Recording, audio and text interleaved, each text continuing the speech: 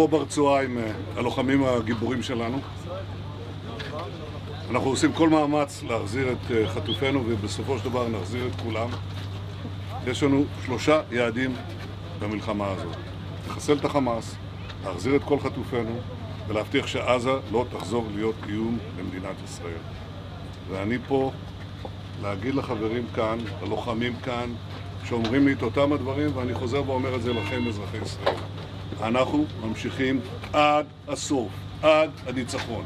שום דבר לא יעצור אותנו.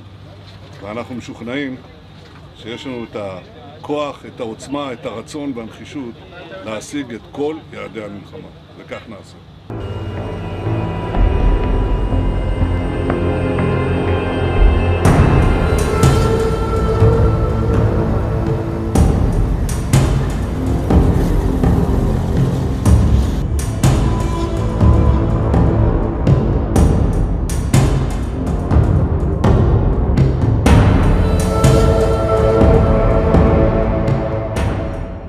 להגיד, יש גם מתווה שאומר שאפשר לשחרר כל יום נוסף עוד 10, זה דבר מבורך.